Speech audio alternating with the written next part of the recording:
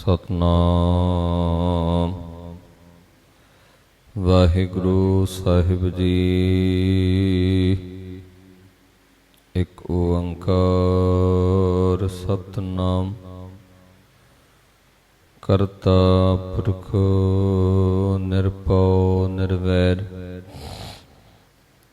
ਅਕਾਲ ਮੂਰਤ ਅਜੂਨੀ ਸੈਭੰ ਗੁਰ ਪ੍ਰਸਾਦ। ਜਪ ਆਦਿ ਸਚ ਜੁਗਾਦ ਸਚ ਹੈ ਪੀ ਸਚ ਨਾਨਕ ਹੋਸੀ ਪੀ ਸਚ। ਪੌੜੀ ਸਿਸ਼ਟ ਉਪਾਈ ਸਭ ਤੁਧ ਆਪੇ ਰਿਜਕ ਸੰਭਾਹਿਆ। ਇਕ ਬਲ ਛਲ ਕਰਕੇ ਖਾਵੰਦੇ ਮੋਹ ਕੂੜ ਕੁਸਤ ਤਿਨੀ ਢਾਹਿਆ। ਪਰਮ ਸਨਮਾਨਯੋਗ ਜੁਗੋ ਜੁਗ ਅਟਲ ਸਾਹਿਬ ਸ੍ਰੀ ਗੁਰੂ ਗ੍ਰੰਥ ਸਾਹਿਬ ਜੀ ਦੀ ਪਾਵਨ ਹਜ਼ੂਰੀ ਅੰਦਰ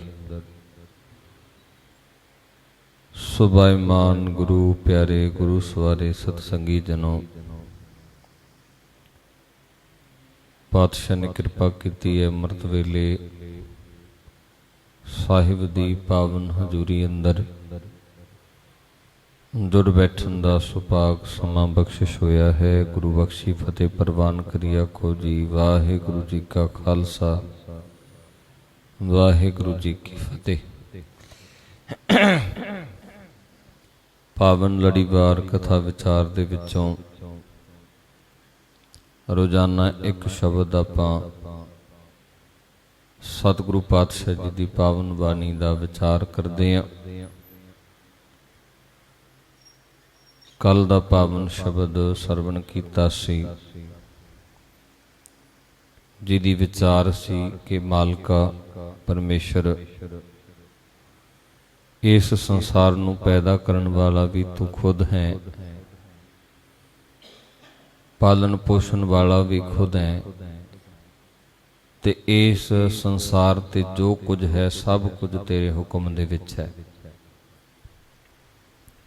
ਜੋ ਮਨੁੱਖ ਹੁਕਮ ਦੇ ਵਿੱਚ ਹੈ, ਭਾਣੇ ਦੇ ਵਿੱਚ ਹੈ, ਉਹ ਸੁਖੀ ਹੈ।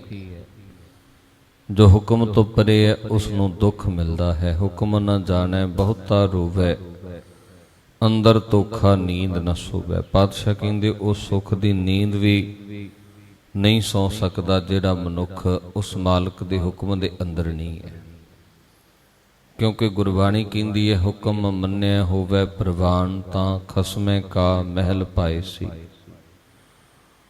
ਹੁਣ ਸਤਿਗੁਰੂ ਪਾਤਸ਼ਾਹ ਕਹਿੰਦੇ ਇਹ ਪਾਵਨ ਵਿਚਾਰ, ਇਹ ਐਸੀਆਂ ਗੱਲਾਂ, ਐਸੀ ਸਮਝ ਨਾ ਤੇ ਪੜ੍ਹਿਆ ਆਉਂਦੀ ਹੈ ਨਾ ਸੁਣਿਆ ਆਉਂਦੀ ਹੈ। ਇਹੋ ਜਿਹੀ ਸਮਝ, ਇਹੋ ਜਿਹੀ ਬੁੱਧੀ, ਇਹੋ ਜਿਹੀ ਮਤ ਗੁਰੂ ਨਾਲ ਪ੍ਰੀਤ ਪਾਇਆ, ਗੁਰੂ ਨਾਲ ਮਿਲਿਆ, ਸਤਿਗੁਰੂ ਪਾਤਸ਼ਾਹ ਕਹਿੰਦੇ ਹਾਸਲ ਹੋ ਸਕਦੀ ਹੈ। ਸੋ ਅੱਜ ਦਾ ਪਾਵਨ ਸ਼ਬਦ ਸਤਿਗੁਰੂ ਗੁਰੂ ਅਮਰਦਾਸ ਪਾਤਸ਼ਾਹ ਜੀ ਕਿਰਪਾ ਕਰਦੇ ਨੇ। ਸ਼ਲੋਕ ਮਹੱਲਾ ਤੀਜਾ। ਪੜ ਪੜ ਪੰਡਿਤ ਵੇਦ ਬਖਾਣ ਹੈ, ਮਾਇਆ ਮੋਹ ਸੁਆਏ। ਸਤਿਗੁਰੂ ਕਹਿੰਦੇ ਜੇ ਪੜਨ ਦੀ ਗੱਲ ਹੁੰਦੀ ਕੱਲੀ ਤੇ ਪੜ ਪੜ ਪੰਡਿਤ ਵੇਦ ਬਖਾਣੈ, ਮਾਇਆ ਮੋਹ ਸੁਆਏ। ਕਹਿੰਦੇ ਮਾਇਆ ਦੇ ਸਵਾਦ ਦੇ ਵਿੱਚ ਪੰਡਿਤ ਵੇਦਾਂ ਨੂੰ ਪੜ ਪੜ ਕੇ ਉਸ ਦੀ ਵਿਚਾਰ ਕਰਦਾ ਹੈ। ਦੂਜੇ ਪਾਏ ਹਰ ਨਾਮ ਵਿਸਾਰਿਆ, ਮਨ ਮੂਰਖ ਮਿਲੈ ਸਜਾਏ। ਕਹਿੰਦੇ ਵੇਦਾਂ ਦਾ ਪਾਠੀ ਹੁੰਦਿਆਂ ਹੋਇਆਂ ਵੀ ਮਾਇਆ ਦੇ ਪਿਆਰ ਵਿੱਚ ਹਰੀ ਦਾ ਨਾਮ ਵਿਸਾਰ ਦਿੱਤਾ। ਫਿਰ ਕਹਿੰਦੇ ਉਸ ਮਾਲਕ ਦੇ ਨਾਮ ਨੂੰ ਵਿਸਾਰਿਆ ਸਜ਼ਾ ਮਿਲਦੀ ਹੈ, ਦੰਡ ਮਿਲਦਾ। ਪਾਤਸ਼ਾਹ ਕਹਿੰਦੇ ਉਹ ਦੰਡ ਫਿਰ ਸਹਿਣਾ ਪੈਂਦਾ ਹੈ। ਜਿਨ ਜੀਉ ਪਿੰਡ ਦਿੱਤਾ ਤਿਸ ਕਬਹੁ ਨ ਚੇਤੈ, ਜੋ ਦੇਂਦਾ ਰਿਜ਼ਕ ਸੰਭਾਹੇ। ਅਸੀਂ ਅਕਸਰ ਸਮਾਜ ਦੇ ਵਿੱਚੋਂ, ਸੰਸਾਰ ਦੇ ਵਿੱਚ ਵਿਚਰਦੇ ਹਾਂ। ਕੋਈ ਚੀਜ਼ ਕਿਸੇ ਤੋਂ ਉਧਾਰੀ ਲੈ ਲਈਏ ਤੇ ਉਹਦਾ ਧੰਨਵਾਦ ਜ਼ਰੂਰ ਕਰਦੇ ਹਾਂ, ਸ਼ੁਕਰਾਨਾ ਜ਼ਰੂਰ ਕਰਦੇ ਹਾਂ। ਕੋਈ ਵਸਤੂ ਸਾਨੂੰ ਮਦਦ ਕਰ ਦੇਵੇ, ਕੋਈ ਬੰਦਾ ਕਿਸੇ ਵਸਤੂ ਦੀ, ਅਸੀਂ ਉਹਦਾ ਸ਼ੁਕਰਾਨਾ ਕਰਦੇ ਹਾਂ, ਉਹਦਾ ਧੰਨਵਾਦ ਕਰਦੇ ਹਾਂ ਕਿਸੇ ਵੀ ਲਫ਼ਜ਼ਾਂ ਦੇ ਵਿੱਚ। ਪਰ ਸਤਿਗੁਰੂ ਪਾਤਸ਼ਾਹ ਕਹਿੰਦੇ, ਜਿਸ ਜਿਨ ਜੀਓ ਪਿੰਡ ਦੀਆ, ਜਿਸ ਮਾਲਕ ਨੇ ਸਰੀਰ ਦਿੱਤਾ, ਸਵਾਸ ਦਿੱਤੇ, ਸੋਹਣਾ ਪਰਿਵਾਰ ਪੁੱਤ ਧੀਆਂ ਦਿੱਤੇ, ਰਹਿਣ ਵਾਸਤੇ ਮਕਾਨ ਚੰਗਾ ਦਿੱਤਾ, ਪਾਤਸ਼ਾਹ ਕਹਿੰਦੇ ਦੀਨੇ ਹਸਤ ਪਾਵ ਕਰਨ ਨੇਤਰ ਰਸਨਾ। ਜਿਹਦੀਆਂ ਦਾਤਾਂ ਦਾ ਕੋਈ ਹਿਸਾਬ ਕਿਤਾਬ ਮਨੁੱਖ ਦੇ ਕੋਲ ਨਹੀਂ ਹੈ। ਦੀਨੇ ਹਸਤ ਪਾਵ ਕਰਨ ਨੇਤਰ ਰਸਨਾ, ਤਿਸ ਹੈ ਤਿਆਗ ਅਵਰ ਸੰਗ ਰਚਨਾ। ਸਤਿਗੁਰੂ ਪਾਤਸ਼ਾਹ ਕਹਿੰਦੇ ਉਹ ਮਾਲਕ ਦੇਣ ਵਾਲਾ ਹੈ। ਜਿਉ ਪਾਏ ਪਿੰਡ ਜਿਨ ਸਾਜਿਆ, ਦਿੱਤਾ ਪਹਿਨਣ ਖਾਣ। ਜਿਹਨੇ ਖਾਣ ਨੂੰ ਵੀ ਦਿੱਤਾ, ਪੀਣ ਵਾਸਤੇ ਵੀ ਦਿੱਤਾ, ਬਸਤਰ ਪਹਿਨਣ ਵਾਸਤੇ ਵੀ ਦਿੱਤੇ। ਸਤਿਗੁਰੂ ਕਹਿੰਦੇ ਜਿਨ ਜਿਉ ਪਿੰਡ ਦਿੱਤਾ, ਤਿਸ ਕਬਹੂ ਨਾ ਚੇਤੈ। ਕਹਿੰਦੇ ਜਿਹਨੇ ਸਭ ਕੁਝ ਦਿੱਤਾ ਸੀ ਉਹਨੂੰ ਚੇਤੇ ਵਿੱਚ ਰੱਖਿਆ ਨਹੀਂ, ਉਹਨੂੰ ਚਿੱਤ ਦੇ ਵਿੱਚੋਂ ਵਿਸਾਰ ਦਿੱਤਾ, ਕੱਢ ਦਿੱਤਾ। ਤੇ ਪਾਤਸ਼ਾਹ ਕਹਿੰਦੇ ਜੋ ਦੇਂਦਾ ਰਿਜ਼ਕ ਸੰਭਾਹੇ, ਜਿਹੜਾ ਰਿਜ਼ਕ ਪਹੁੰਚਾਉਂਦਾ ਹੈ ਹਰ ਇੱਕ ਤੱਕ, ਉਹਨੂੰ ਸਤਿਗੁਰੂ ਪਾਤਸ਼ਾਹ ਕਹਿੰਦੇ ਕਦੇ ਯਾਦ ਹੀ ਨਹੀਂ ਕੀਤਾ। ਜਮ ਕਾ ਫਾਹਾ ਗਲ ਹੋ ਨ ਕੱਟੀਐ, ਫਿਰ ਆਵੈ ਜਾਏ। ਤੇ ਐਸਾ ਭੁੱਲਣਹਾਰ ਮਨੁੱਖ ਜਿਹੜਾ ਆਪਣੇ ਮੂਲ ਨੂੰ ਭੁੱਲ ਜਾਂਦਾ ਹੈ, ਆਪਣੇ ਇਸ਼ਟ ਨੂੰ ਭੁੱਲ ਜਾਂਦਾ ਹੈ, ਜਿਹਨੇ ਸਭ ਕੁਝ ਦਿੱਤਾ ਉਹਨੂੰ ਵਿਸਾਰ ਦਿੰਦਾ। ਫਿਰ ਪਾਤਸ਼ਾਹ ਕਹਿੰਦੇ ਜਮਾਂ ਦੀ ਫਾਹੀ ਉਸ ਦੇ ਗਲ ਦੇ ਵਿੱਚ ਪਈ ਰਹਿੰਦੀ ਹੈ, ਫਿਰ ਆਵੇ ਜਾਏ। ਮੁੜ ਮੁੜ ਕੇ ਜੂਨਾਂ ਦੇ ਵਿੱਚ ਭਟਕਣਾ ਪੈਂਦਾ ਹੈ। ਮਨ ਮੁਖ ਕਿਛੂ ਨਾ ਸੂਝੈ, ਅੰਧੁਲੇ ਪੂਰਬ ਲਿਖਿਆ ਕਮਾਏ। ਸਤਿਗੁਰੂ ਪਾਤਸ਼ਾਹ ਕਹਿੰਦੇ ਮਨ ਮੁਖ ਕਿਛੂ ਨਾ ਸੂਝੈ ਅੰਧੁਲੇ। ਕਹਿੰਦੇ ਮਨਮੁਖ ਅਗਿਆਨੀ ਨੂੰ, ਅੰਨੇ ਹੋਏ ਮਨੁੱਖ ਨੂੰ ਕੁਝ ਸਮਝ ਨਹੀਂ ਪੈਂਦੀ। ਮਨਮੁਖ ਕਿਛੂ ਨਾ ਸੂਝੈ ਅੰਧੁਲੇ, ਪੂਰਬ ਲਿਖਿਆ ਕਮਾਏ। ਕਹਿੰਦੇ ਆਪਣੇ ਕਰਮਾਂ ਦਾ ਕੀਤਾ ਹੋਇਆ ਹਿਸਾਬ ਕਿਤਾਬ ਪਾਤਸ਼ਾਹ ਕਹਿੰਦੇ ਭੋਗਦਾ ਪਿਆ, ਆਪਣੇ ਹਿਰਦੇ ਦੇ ਅੰਦਰ ਉਸ ਮਾਲਕ ਦੇ ਨਾਮ ਦੀ ਸਮਝ ਨਹੀਂ ਲੈ ਸਕਿਆ। ਪੂਰੇ ਭਾਗ ਸਤਿਗੁਰ ਮਿਲੈ, ਸੁਖ ਦਾਤਾ ਨਾਮ ਵਸੈ ਮਨ ਆਏ। ਕਹਿੰਦੇ ਉਸ ਮਾਲਕ ਦੀ ਪ੍ਰਾਪਤੀ ਦੇ ਲਈ ਪੂਰੇ ਭਾਗ ਸਤਿਗੁਰ ਮਿਲੈ। ਪੂਰੇ ਭਾਗ ਭਾਵ ਚੰਗੇ ਭਾਗਾਂ ਦੇ ਨਾਲ, ਚੰਗੇ ਕਰਮ ਕੀਤਿਆਂ ਉਸ ਮਾਲਕ ਦੀ ਪ੍ਰਾਪਤੀ ਹੁੰਦੀ ਹੈ, ਉਸ ਮਾਲਕ ਦੇ ਨਾਮ ਦੀ ਦਾਤ ਮਿਲਦੀ ਹੈ। ਸਤਿਗੁਰੂ ਕਹਿੰਦੇ ਜੇ ਕਰਮ ਨਿਰਮਲ ਨਹੀਂ ਨਾ, ਫਿਰ ਆਵਾਗਮਨ ਦੇ ਚੱਕਰ ਵਿੱਚ ਫੈਨਾ ਪੈਂਦਾ ਹੈ। ਪਰ ਜੇ ਕਰਮ ਨਿਰਮਲ ਬਣਾ ਲਏ ਤੇ ਉਸ ਮਾਲਕ ਦੀ ਨਦਰ ਦਾ ਪਾਤਰ ਬਣ ਗਿਆ। ਸੁਖ ਮਾਨ ਹੈ ਸੁਖ ਪੈਨਨਾ, ਸੁਖੇ ਸੁਖ ਵਿਹਾਏ। ਸੁਖ ਮਾਣੇ, ਫਿਰ ਕਹਿੰਦੇ ਸੁਖ ਮਾਣਦਾ ਆਤਮਿਕ ਤੌਰ ਤੇ। ਉਹ ਚਿੰਤਾ ਜਿਹਦੇ ਵਿੱਚ ਵੱਡੇ ਵੱਡੇ ਰਾਜੇ ਮਹਾਰਾਜੇ ਫਸੇ ਪਏ ਆ, ਵੱਡੇ ਵੱਡੇ ਦੁਨੀਆ ਦੇ ਧਨਾੜ ਫਸੇ ਪਏ ਆ। ਸਤਿਗੁਰੂ ਕਹਿੰਦੇ ਸੁਖ ਮਾਣੈ ਸੁਖ ਪਹਿਨਣਾ। ਫਿਰ ਆਤਮਿਕ ਤੌਰ ਤੇ ਉਹ ਮਨੁੱਖ ਸ਼ਾਂਤੀ ਮਾਣਦਾ, ਆਨੰਦ ਮਾਣਦਾ। ਫਿਰ ਪਾਤਸ਼ਾਹ ਕਹਿੰਦੇ ਸੁਖ ਪਹਿਨਣਾ, ਤੇ ਦੁਨੀਆ ਦਾ ਖਾਣ ਹੰਡਾਉਣ ਉਹਦੇ ਵਾਸਤੇ ਆਤਮਿਕ ਜੀਵਨ ਦਾ ਆਨੰਦ ਬਣ ਜਾਂਦਾ ਹੈ। ਸੁਖੇ ਸੁਖ ਵਿਹਾਏ, ਫਿਰ ਉਹਦੀ ਸਾਰੀ ਜਿਹੜੀ ਜ਼ਿੰਦਗੀ ਹੈ ਨਾ, ਫਿਰ ਪਾਤਸ਼ਾਹ ਕਹਿੰਦੇ ਸੁਖ ਦੇ ਵਿੱਚ ਬਤੀਤ ਹੁੰਦੀ ਹੈ। ਕਹਿੰਦੇ ਇੱਕ ਫਕੀਰ ਆਪਣੇ ਆਸਣ ਦੇ ਉੱਪਰ ਬੈਠਾ, ਆਸਣ ਦੇ ਉੱਪਰ ਬੈਠਾ, ਕਹਿੰਦੇ ਕੋਈ ਰਾਜਾ ਮਹਾਰਾਜਾ ਲੰਘਿਆ ਜਾਂਦਾ ਹੈ, ਹਾਥੀ ਲਸ਼ਕਰ ਘੋੜੇ ਨਾਲ ਨੇ, ਭਾਰੀ ਸੈਨਾ ਨਾਲ ਹੈ। ਕਹਿੰਦੇ ਦੁਨੀਆ ਚੁੱਕ ਚੁੱਕ ਕੇ ਰਾਜੇ ਨੂੰ ਨਮਸਕਾਰ ਕਰਦੀ ਹੈ, ਲੋਕੀ ਡੰਡੌਤ ਕਰਦੇ ਆ, ਪਰ ਫਕੀਰ ਦੇ ਮਨ ਤੇ ਕੋਈ ਅਸਰ ਨਹੀਂ। ਉਹ ਬੈਠਾ ਆਪਣੀ ਆਨੰਦ ਦੇ ਵਿੱਚ, ਆਪਣੇ ਮੌਜ ਦੇ ਵਿੱਚ। ਰਾਜੇ ਦੀ ਨਿਗਾਹ ਪਈ, ਹਾਥੀ ਤੋਂ ਉਤਰਿਆ, ਕਹਿੰਦੇ ਫਕੀਰ ਦੇ ਕੋਲ ਆ ਗਿਆ, ਪੁੱਛਣ ਲੱਗਾ ਵੀ ਦੁਨੀਆ ਮੈਨੂੰ ਚੁੱਕ ਕੇ ਸਲਾਮ ਕਰਦੀ ਹੈ, ਨਮਸਕਾਰ ਕਰਦੀ ਹੈ, ਤੂੰ ਕਿਉਂ ਨਹੀਂ ਉੱਠਦਾ? ਉਹ ਕਹਿੰਦਾ ਜੀ ਮੈਨੂੰ ਪਤਾ ਨਹੀਂ ਲੱਗਾ ਤੁਹਾਡੇ ਆਉਣ ਦਾ, ਮੇਰੀ ਜਿਹੜੀ ਸੁਰਤੀ ਸੀ, ਮੇਰੀ ਜਿਹੜੀ ਆਨੰਦ ਵਾਲੀ ਅਵਸਥਾ ਦੇ ਵਿੱਚ ਬਣੀ ਹੋਈ ਸੀ, ਇਸ ਕਰਕੇ ਮੇਰਾ ਧਿਆਨ ਨਹੀਂ ਗਿਆ ਤੁਹਾਡੇ ਵਾਲੇ ਪਾਸੇ। ਕੁਝ ਉੱਚੇ ਸ਼ਬਦ ਵੀ ਕਹੇ ਰਾਜੇ ਨੇ ਫਕੀਰ ਨੂੰ। ਕਹਿੰਦੇ ਜਦੋਂ ਰਾਜਾ ਮੁੜਨ ਲੱਗਾ ਨਾ ਵਾਪਸ, ਫਕੀਰ ਕਹਿੰਦਾ ਰਾਜਨ ਮੇਰੇ ਕੋਲ ਐਸੀ ਚੀਜ਼ ਹੈ ਜਿਹੜੀ ਤੈਨੂੰ ਦੁਨੀਆ ਦਾ ਬਾਦਸ਼ਾਹ ਬਣਾ ਸਕਦੀ ਹੈ, ਚੱਕਰਵਰਤੀ ਰਾਜਾ ਮਹਾਰਾਜਾ ਬਣਾ ਸਕਦੀ ਹੈ। ਦੁਨੀਆ ਤੇ ਕੋਈ ਵੀ ਤੇਰੇ ਨਾਲੋਂ ਵੱਡਾ ਨਹੀਂ ਹੋਣਾ। ਹੁਣ ਪਾਤਸ਼ਾਹ ਕਹਿੰਦੇ ਸੁਖ ਮਾਣੈ ਸੁਖ ਪਹਿਨਣਾ ਸੁਖੇ ਸੁਖ ਬਿਹਾਏ। ਸੁਖ ਦੀ ਪਰਿਭਾਸ਼ਾ ਬਹੁਤਾ ਪੈਸਾ, ਵੱਡਾ ਰਾਜ ਭਾਗ ਜਾਂ ਬਹੁਤਾ ਵੱਡਾ ਨਾਮ ਨਹੀਂ ਹੁੰਦਾ। ਗੁਰਬਾਣੀ ਦੇ ਵਿੱਚ ਸੁਖ ਦੀ ਪਰਿਭਾਸ਼ਾ ਕੀ ਹੈ? ਜਤਨ ਬਹੁਤ ਸੁਖ ਕੇ ਕੀਏ, ਦੁੱਖ ਕੋ ਕੀਓ ਨਾ ਕੋਈ। ਪਾਤਸ਼ਾਹ ਕਹਿੰਦੇ ਸੁਖ ਦੀ ਪਰਿਭਾਸ਼ਾ ਕੀ ਹੈ? ਆਤਮਿਕ ਆਨੰਦ। ਕਹਿੰਦੇ ਜਦੋਂ ਫਕੀਰ ਨੇ ਕਿਹਾ ਰਾਜਨ ਮੇਰੇ ਕੋਲ ਐਸੀ ਵਸਤੂ ਹੈ ਜਿਹੜੀ ਤੈਨੂੰ ਦੁਨੀਆ ਦਾ ਚੱਕਰਵਰਤੀ ਮਹਾਰਾਜਾ ਬਣਾ ਸਕਦੀ ਹੈ, ਕੋਈ ਵੀ ਤੇਥੋਂ ਵੱਡਾ ਨਹੀਂ ਹੋਣਾ। ਕਹਿੰਦੇ ਇੱਕਦਮ ਰਾਜੇ ਦੇ ਖਿਆਲ ਬਦਲ ਗਏ, ਵਾਪਸ ਮੁੜਿਆ, ਆ ਕੇ ਫਕੀਰ ਦੇ ਪੈਰ ਫੜ ਲਏ। ਕਹਿੰਦਾ ਮੈਨੂੰ ਉਹ ਵਸਤੂ ਦਿਓ ਜ਼ਰੂਰ। ਹੁਣ ਇੱਕਦਮ ਸੀ, ਇੱਕ ਛਿਨ ਪਹਿਲਾਂ ਰਾਜਾ ਆਪਣੇ ਹੰਕਾਰ ਦੇ ਵਿੱਚ ਆਇਆ, ਫਕੀਰ ਨੂੰ ਅਪਸ਼ਬਦ ਵੀ ਕਹੇ, ਪਰ ਦੂਸਰੇ ਹੀ ਛਿਨ ਉਹਦੇ ਲਾਲਚ ਨੇ ਫਕੀਰ ਦੇ ਪੈਰਾਂ ਤੇ ਡਿੱਗਣ ਵਾਸਤੇ ਮਜਬੂਰ ਕਰ ਦਿੱਤਾ। ਫਕੀਰ ਕਹਿੰਦਾ ਦੇ ਤੇ ਦੇਵਾਂਗਾ ਵਸਤੂ, ਪਰ ਇਉਂ ਦੱਸ ਇਸ ਵਸਤੂ ਨੂੰ ਪਾ ਕੇ ਕੀ ਕਰੇਗਾ? ਦੁਨੀਆ ਦਾ ਚੱਕਰਵਰਤੀ ਬਣ ਜਾਵੇਗਾ, ਮੈਂ ਫਲਾਣੇ ਰਾਜੇ ਨੂੰ ਜਿੱਤਾਂਗਾ ਜੀ, ਮੇਰਾ ਸਿੱਕਾ ਸੰਸਾਰ ਤੇ ਚੱਲੇਗਾ, ਕੋਈ ਵੀ ਮੈਥੋਂ ਵੱਡਾ ਰਾਜਾ ਨਹੀਂ ਹੋਣਾ, ਕੋਈ ਵੀ ਮੇਰੇ ਉੱਪਰ ਨਹੀਂ ਹੋਣਾ, ਹਰ ਇੱਕ ਤੇ ਮੇਰਾ ਰਾਜ ਭਾਗ ਚੱਲੇਗਾ, ਹੁਕਮ ਚੱਲੇਗਾ, ਫਿਰ ਜਾ ਕੇ ਮੈਂ ਕਹਿੰਦਾ ਸੁੱਖ ਦੀ ਨੀਂਦ ਸੋਵਾਂਗਾ। ਫਕੀਰ ਕਹਿੰਦਾ ਰਾਜਨ ਸੁੱਖ ਦੀ ਨੀਂਦ ਸੌਣ ਵਾਸਤੇ ਤੇ ਇੰਨਾ ਕੁਝ ਕੀਤਾ, ਕਈ ਕਰਮ ਐਸੇ ਵੀ ਕੀਤੇ ਜਿਹੜੇ ਤੇਰੇ ਸਿਧਾਂਤ ਦੇ ਉਲਟ ਸੀ, ਜਿਹੜੇ ਪਾਪ ਬਣ ਗਏ। ਸੁੱਖ ਦੀ ਨੀਂਦ ਲੈਣ ਵਾਸਤੇ ਇੰਨੇ ਜੰਗ ਯੁੱਧ ਕਰੇਗਾ, ਜ਼ੋਰ ਯਤਨ ਕਰੇਗਾ, ਰਾਜ ਭਾਗ ਜਿੱਤੇਗਾ, ਪਰ ਫਕੀਰ ਕਹਿੰਦਾ ਇੰਨਾ ਕੁਝ ਕਰਨ ਤੋਂ ਬਾਅਦ ਵੀ ਕੀ ਤੈਨੂੰ ਤਸੱਲੀ ਹੈ ਸੁੱਖ ਦੀ ਨੀਂਦ ਆ ਜਾਵੇਗੀ?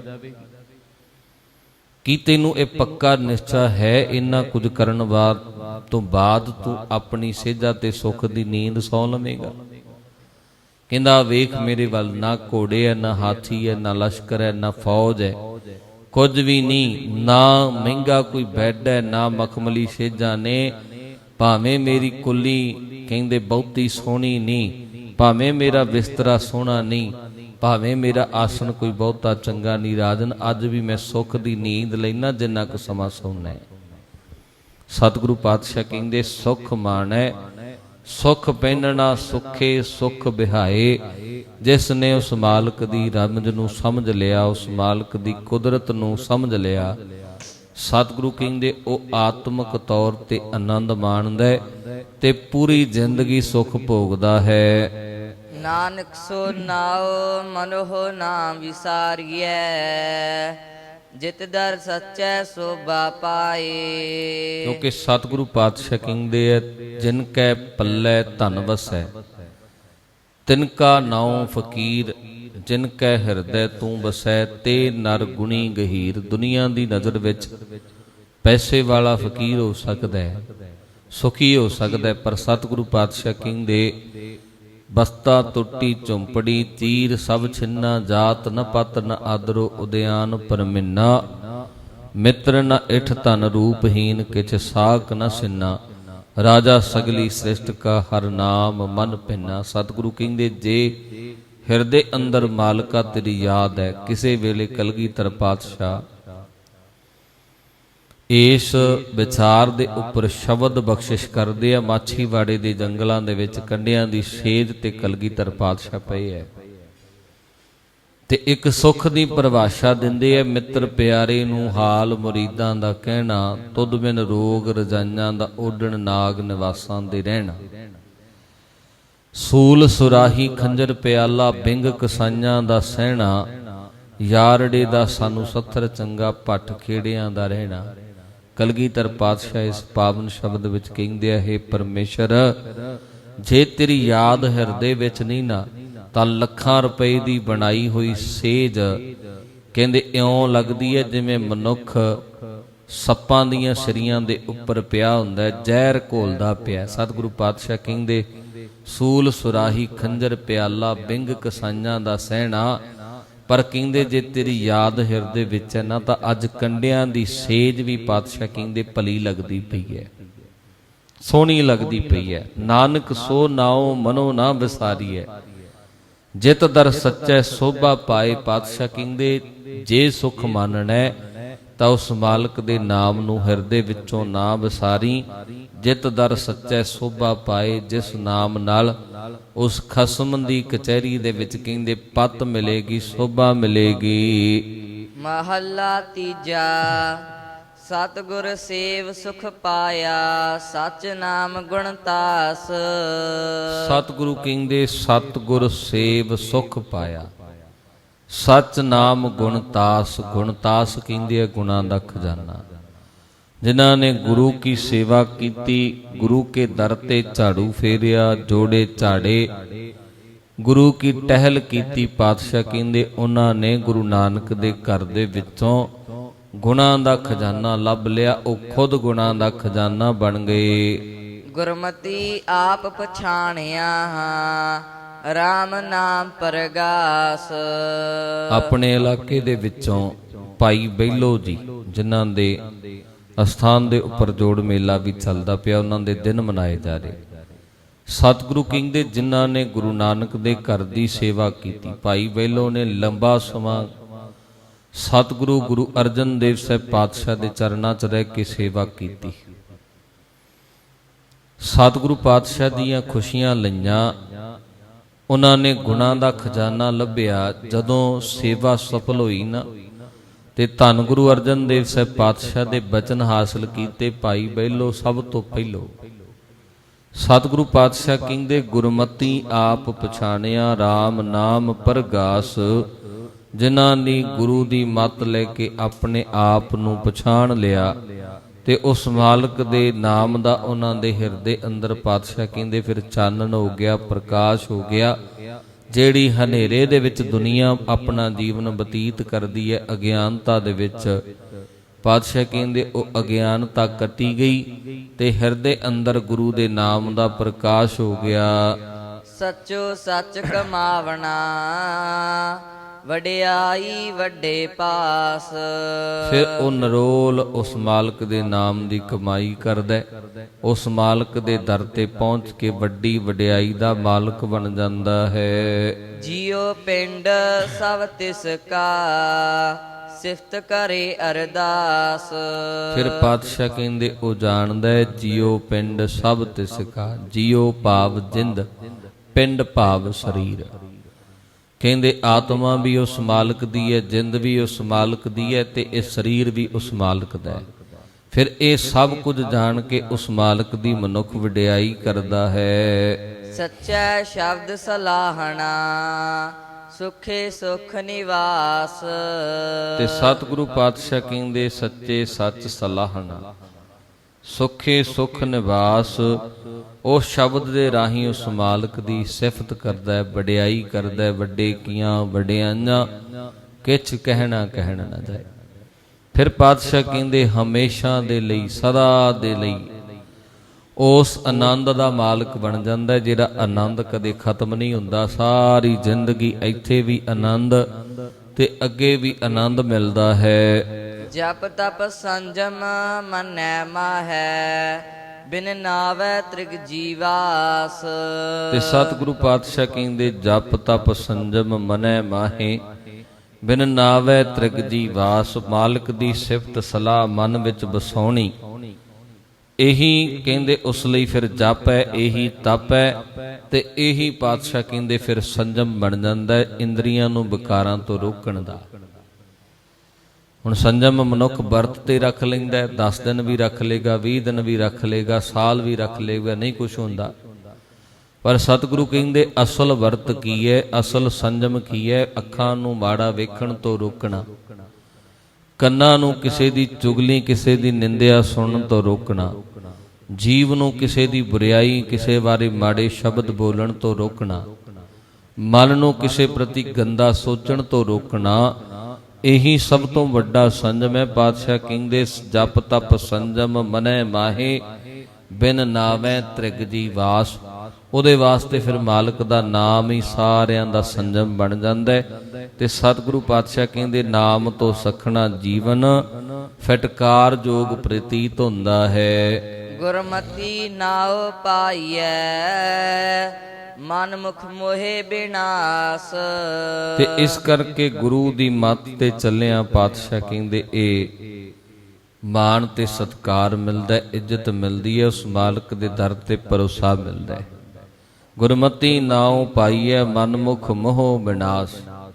ਕਿਉਂਕਿ ਮਨ ਦੇ ਪਿੱਛੇ ਤੁਰਨ ਵਾਲਾ ਤੇ ਬੰਦਾ ਫਿਰ ਮਾਇਆ ਦੇ ਮੋਹ ਵਿੱਚ ਲੱਗ ਕੇ ਆਪਣੇ ਜੀਵਨ ਨੂੰ ਖਤਮ ਕਰ ਲੈਂਦਾ ਹੈ, ਚੰਗੇ ਗੁਣਾਂ ਦਾ ਨਾਸ਼ ਕਰ ਲੈਂਦਾ ਹੈ। ਪਾਤਸ਼ਾਹ ਕਹਿੰਦੇ ਜ਼ਿੰਦਗੀ ਗਵਾ ਕੇ ਇਸ ਸੰਸਾਰ ਤੋਂ ਜਾਂਦਾ ਹੈ।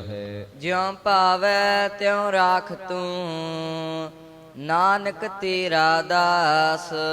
ਅਖੀਰਲੇ ਬੰਦ ਵਿੱਚ ਗੁਰੂ ਅਮਰਦਾਸ ਪਾਤਸ਼ਾਹ ਕਹਿੰਦੇ ਸੱਚੇ ਪਾਤਸ਼ਾਹ ਜਿਉ ਭਾਵੈ ਤਿਉ ਰਾਖ ਤੂੰ, ਜਿਵੇਂ ਤੈਨੂੰ ਭਾਉਂਦਾ ਉਵੇਂ ਰੱਖ ਲੈ। ਨਾਨਕ ਤੇਰਾ ਦਾਸ, ਮੈਂ ਤੇ ਤੇਰੇ ਦਰ ਦਾ ਦਾਸ ਹਾਂ, ਸੇਵਕਾਂ, ਕਿਰਪਾ ਕਰਕੇ ਰੱਖਣਾ ਕਰ। ਪੌੜੀ ਸਭ ਕੋ ਤੇਰਾ ਤੂੰ ਸੱਸਦਾ, ਤੂੰ ਸਭਨਾ ਰਾਸ। ਸਤਿਗੁਰੂ ਪਾਤਸ਼ਾਹ ਕਹਿੰਦੇ ਮਾਲਕਾ ਸਭ ਕੋ ਤੇਰਾ ਤੂੰ ਸਬਸਦਾ। ਸਾਰੇ ਹੀ ਤੇਰੇ ਬਣਾਏ ਹੋਏ ਜੀਵ ਨੇ ਤੇ ਸਾਰਿਆਂ ਦਾ ਮਾਲਕ ਖਸਮ ਵੀ ਤੂੰ ਖੁਦ ਹੈ। ਤੂੰ ਸਭਨਾ ਰਾਸ, ਰਾਸ ਭਾਵ ਖਜ਼ਾਨਾ। ਕਹਿੰਦੇ ਸਭਨਾ ਦਾ ਖਜ਼ਾਨਾ ਭਾਵ ਰਾਜਕ ਦੇਣ ਵਾਲਾ, ਰਿਜ਼ਕ ਦੇਣ ਵਾਲਾ ਵੀ ਤੂੰ ਖੁਦ ਆਪ ਹੀ ਹੈ। ਸਭ ਤੁਧੈ ਪਾਸੋ ਮੰਗਦੇ, ਨਿਤ ਕਰ ਅਰਦਾਸ। ਸਾਰੇ ਹੀ ਜੀਵ ਨਿਤ ਅਰਦਾਸਾਂ ਕਰਕੇ ਤੇਰੇ ਦਰ ਤੋਂ ਮੰਗਦੇ ਐ। ਤੂੰ ਪ੍ਰਭ ਦਾਤਾ ਦਾਨ ਮਤ ਪੂਰਾ, ਹਮ ਥਾਰੇ ਭੇਖਾਰੀ ਜੀਓ। ਪਾਤਸ਼ਾਹ ਤੂੰ ਦੇਣ ਵਾਲਾ ਹੈ, ਤੂੰ ਦੱਦਾ ਦਾਤਾ ਏਕ ਹੈ, ਸਭ ਕੋ ਦੇਵਨਹਾਰ। ਕਿੰਨੀਆਂ ਪੰਕਤੀਆਂ ਸਾਡੇ ਯਾਦ ਹੁੰਦੀਆਂ, ਅਸੀਂ ਪੜ੍ਹਦੇ ਹਾਂ, ਪਰ ਜਦੋਂ ਵਿਚਾਰ ਕਰਦੇ ਹਾਂ ਤੇ ਪਾਤਸ਼ਾਹ ਕਹਿੰਦੇ ਤੂੰ ਸਭਨਾਂ ਨੂੰ ਬਣਾਉਣ ਵਾਲਾ, ਘਾੜਤ ਕੱਢਣ ਵਾਲਾ ਆਪ ਹੈ। ਸਾਰਿਆਂ ਦਾ ਦਾਤਾ ਮਾਲਕ ਵੀ ਖੁਦ ਹੈ ਤੇ ਸਭਨਾਂ ਨੂੰ ਰਿਜ਼ਕ ਦੇਣ ਵਾਲਾ ਰਾਜਕ ਵੀ ਤੂੰ ਆਪ ਹੀ ਹੈ। ਜਿਸ ਤੂੰ ਦੇਹ ਤਿਸ ਸਭ ਕਿਛ ਮਿਲੈ, ਇਕ ਨਾ ਦੂਰ ਹੈ ਪਾਸ। ਤੇ ਪਾਤਸ਼ਾਹ ਜਿਨ੍ਹਾਂ ਨੂੰ ਤੂੰ ਦਾਤਾਂ ਦਿੰਦਾ ਉਹਨਾਂ ਨੂੰ ਸਭ ਕੁਝ ਮਿਲ ਜਾਂਦਾ ਹੈ। ਜਿਨ੍ਹਾਂ ਨੂੰ ਤੂੰ ਬਖਸ਼ਿਸ਼ ਕਰਦਾ ਹੈ ਇੱਕ ਨਾ ਦੂਰ ਹੈ ਪਾਸ। ਪਰ ਸਤਿਗੁਰੂ ਪਾਤਸ਼ਾਹ ਕਹਿੰਦੇ ਜਿਨ੍ਹਾਂ ਨੂੰ ਤੂੰ ਸਭ ਕੁਝ ਦਿੰਦਾ ਉਹਨਾਂ ਨੂੰ ਮਿਲ ਜਾਂਦਾ, ਪਰ ਜੋ ਹੋਰ ਥਾਂ ਤੇ ਜਾ ਕੇ ਢੂੰਡਦੇ ਨੇ ਨਾ, ਖਸਮ ਛੋੜ ਦੂਜੇ ਲੱਗੇ ਡੁੱਬੇ ਸੇਵਣ ਜਾ ਰਿਹਾ। ਪਾਤਸ਼ਾਹ ਕਹਿੰਦੇ ਉਹਨਾਂ ਵਾਸਤੇ ਇਹ ਦਾਤਾਂ ਬੜੀਆਂ ਦੂਰ ਹੋ ਜਾਂਦੀਆਂ ਨੇ, ਨਿਤ ਭਟਕਣਾ ਲੱਗੀ ਰਹਿੰਦੀ ਹੈ। ਪਰ ਇੱਕ ਐਸੇ ਨੇ ਜਿਨ੍ਹਾਂ ਨੂੰ ਤੂੰ ਬੜਾ ਨੇੜੇ ਪ੍ਰਤੀਤ ਹੁੰਦਾ, ਇੱਕ ਐਸੇ ਨੇ ਜਿਨ੍ਹਾਂ ਨੂੰ ਤੂੰ ਬੜੀ ਦੂਰ ਪ੍ਰਤੀਤ ਹੁੰਦਾ ਹੈ। ਮਨੁੱਖ ਦੀ ਆਪਣੀ ਆਪਣੀ ਭਾਵਨਾ ਹੈ। ਇੱਕ ਤੇ ਅੰਦਰ ਵਸਿਆ ਪ੍ਰਤੀਤ ਕਰਦਾ, ਜਾਣਦਾ ਕਿ ਮੇਰੇ ਅੰਦਰ ਬੈਠਾ, ਜੇ ਮੈਂ ਗੁਨਾਹ ਕਰਦਾ ਤੇ ਉਹ ਵੇਖਦਾ ਪਿਆ। ਇੱਕ ਅਚਿੰਤ ਹੈ, ਇੱਕ ਬੇਪਰਵਾਹ ਹੈ, ਜਿਹਨੂੰ ਇਹ ਵੀ ਸਮਝ ਨਹੀਂ। ਪਾਤਸ਼ਾਹ ਕਹਿੰਦੇ ਉਹ ਤੈਨੂੰ ਬੜੀ ਦੂਰ ਪ੍ਰਤੀਤ ਕਰਦਾ ਹੈ। ਤੁਧ ਬਾਜੋ ਥਾਓ ਕੋ ਨਾਹੀ, ਜਿਸ ਪਾਸੋ ਮੰਗੀਐ, ਮਨ ਵੇਖੋ ਕੋ ਨਿਰਜਾਸ।